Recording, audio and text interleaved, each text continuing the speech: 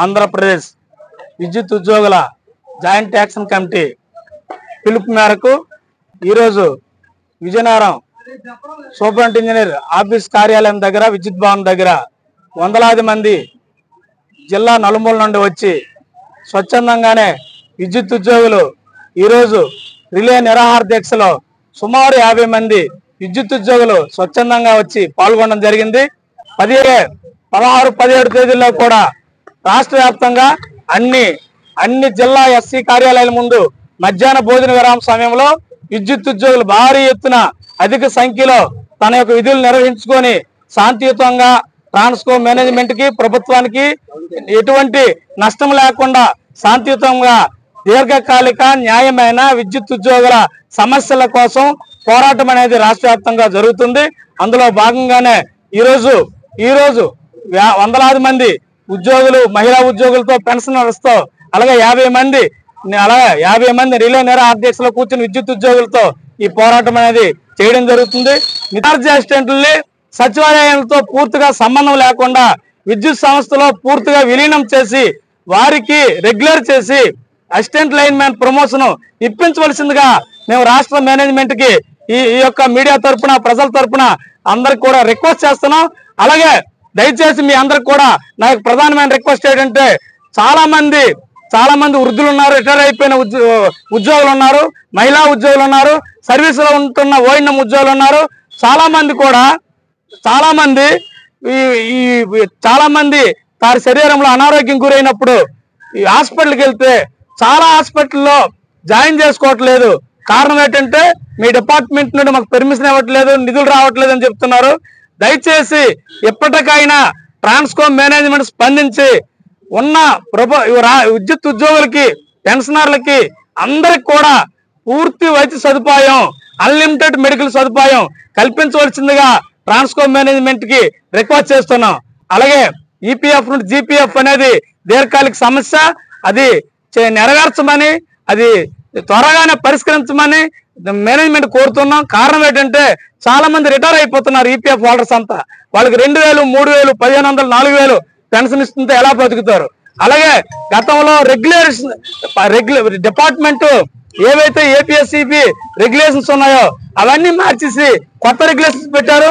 ఆ రెగ్యులేషన్స్ వల్ల విద్యుత్ ఉద్యోగులు వాళ్ళకి పూర్తి స్కేల్ ఇవ్వట్లేదు సరికదా. చనిపోయిన వారి కుటుంబ సభ్యులు జాయిన్ అయినా, కొత్త ఉద్యోగులు జాయిన్ అయినా 15,000 రూపాయలు వేతనం ఇస్తున్నారు.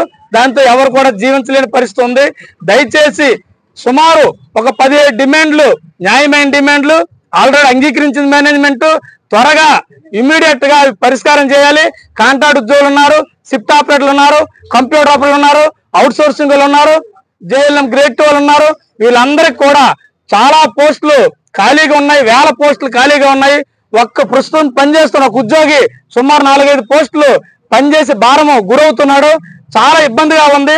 దయచేసి ఇప్పటికీ ఖాళీగా ఉన్న 1000 పోస్టులని ఇప్పుడు ఎవరైతే అవుట్ సోర్సింగ్ కాంట్రాక్ట్ ఉద్యోగులు పనిచేస్తున్నారో వారి ద్వారా మాత్రమే నింపాలని ప్రభుత్వానికి, రాష్ట్ర ప్రభుత్వం కోరడం జరుగుతుంది. రేపు 22వ తేదీన రాష్ట్ర వ్యాప్తంగా అన్ని జిల్లా విద్యుత్ శాఖ ఎస్సీ కార్యాలయాల నుండి కలెక్టర్ కార్యాలయం వరకు, అలాగే మోటార్ బైకుల ర్యాలీ అనేది మేమైతే విజయనగరం సర్కిల్లో జేఏసీ నిర్ణయించడం జరిగింది. దానికి వందలాది మంది జిల్లా నలుమూల నుండి విద్యుత్ ఉద్యోగులు, మహిళా ఉద్యోగులు, రిటైర్ అయిన ఎంప్లాయీస్ అంతా కూడా విద్యుత్ భవనం నుండి సోమవారం 10 గంటల నుండి కలెక్టర్ గారి కార్యాలయం వరకు శాంతియుతంగానే ప్రజలకు కానీ, ట్రాఫిక్ కానీ, ప్రభుత్వానికి కానీ ఎటువంటి ఇబ్బంది, కష్టము, నష్టం కలిగించకుండా శాంతియుతంగా మేము ర్యాలీ చేస్తాం. ర్యాలీ అనంతరం గౌరవనీయులు కలెక్టర్ గారికి మెమోరాండం అనేది మా న్యాయమైన డిమాండ్లు సమర్పిస్తున్నాం. రాష్ట్ర జేఏసీ పిలుపు మేరకు విజయనగరంలో రిలే నిరాహార దీక్షలో భాగంగా 2వ రోజు సుమారు 50 మందితో ఐక్య కార్యాచరణ సభ్యులతో నిరాహార దీక్ష చేయడం జరిగింది. మరి రాష్ట్ర ప్రభుత్వానికి అనేక రూపాలుగా దఫదఫాలుగా మేము విన్నవించుకున్న తర్వాత మా రాష్ట్ర జేఏసీ నాయకత్వం ఏదైతే ఇచ్చిందో పిలుపు, ఆ పిలుపు మేరకు కార్యక్రమాలు జరుగుతున్నాయి. ఇప్పుడు ప్రజలు కూడా మాకు గమనించాలి. మేము ఎవరం కూడా ప్రజలకు ఇన్కన్వీనియన్స్ చేయకుండా అటు ప్రభుత్వంతో అయితే ఇటు ప్రజలతో అయితే 24 గంటలు మేము సేవ చేస్తూ వారికి సేవలు అందిస్తూ మా జీవన భృతిని కల్పిస్తున్నాము. మా విద్యుత్ సంస్థలో రావాల్సిన అనేకమైన న్యాయమైన డిమాండ్ల కోసం మేము ఈ ప్రక్రియను నడిపిస్తున్నాము. ఈ ప్రక్రియలో భాగంగా రిలే నిరాధ్యక్షులు మరి నిరసన ఉద్యోగ ప్రదర్శనలు మరి రేపు 22వ తారీఖున ర్యాలీ కూడా పెడుతున్నాము. ఈ కార్యక్రమంలో ప్రజలందరూ మాతో సహకరించాలి. మా న్యాయమైన డిమాండ్లు ఏమొచ్చి మరి మీరు కూడా సహకరించి మమ్మల్ని ముందుకు నడిపించాల్సిందే కోరుతున్నాము. ఎందుకంటే మాకు అనేకమైన సమస్యలు ఉన్నాయి. ఆ సమస్యలు లాంగ్ పెండింగ్ సమస్యలు. మరి గ్రేడ్ 2 జేఎల్ఎంలు ఎవరైతే ఉన్నారో మరి వారు చేస్తున్న శ్రమకి ఈ రోజు ఈ సంస్థ అంతా చక్కగా నడుస్తుందంటే మరి ఆ గ్రేడ్ 2 జేఎల్ఎంలతో నడుస్తున్నాము. వారు ఎన్ని ఇబ్బందులు పడుతున్నా వారికి చాలని జీతాలతో మరి వాళ్ళని రెగ్యులరైజ్ చేయకుండా మా సంస్థలో విలీనం చేయకుండా ప్రభుత్వం అనేక సార్లు మాటలు ఇచ్చినా సరే ఆ మాటలు నిలబెట్టుకోలేకపోతుంది. అదే విధంగా వైద్య సదుపాయం కూడా ఉద్యోగులకైతేనేమి పెన్షనర్లకైతేనేమి సరైన వైద్య సదుపాయం లేక పూర్తి వైద్య సదుపాయం కావాలని మా డిమాండ్లో ఒక భాగము. అంతేకాకుండా మాకు రావాల్సిన అనేకమైన 4 డిఏలు ఉన్నాయి. విద్యుత్ ఉద్యోగులు 24 గంటలు 365 రోజులు ప్రజల్లో సేవ చేస్తూ ప్రభుత్వానికి సహకరిస్తున్న విద్యుత్ ఉద్యోగులకి 4 డిఏలు ఆపడం ఇది సమంజసం కాదు. ఇది అనేక విధాలుగా ప్రభుత్వానికి విన్నవించాము. వారు ఇస్తామంటున్నారు కానీ ఇంతవరకు అది అమలు చేయలేదు. కాబట్టి ఈ 4 డిఏలను కూడా వెంటనే తక్షణమే మాకు మంజూరు చేయాలని మేము రిక్వెస్ట్ చేస్తున్నాము. అదే విధంగా దీర్ఘకాలిక సమస్యలు అనేకమైన ఉన్నాయి. ఈపీఎఫ్ టు జీపీఎఫ్ అని సుమారు 25 సంవత్సరాల నుంచి ఆ ఈపీఎఫ్ టు జీపీఎఫ్ మేము అనేక విధాలుగా ప్రభుత్వానికి అనేక రూపాల్లో మేము తెలియజేస్తున్నాము. మా ప్రతి డిమాండ్ లో కూడా ఈపీఎఫ్ టు జీపీఎఫ్ ఉంది.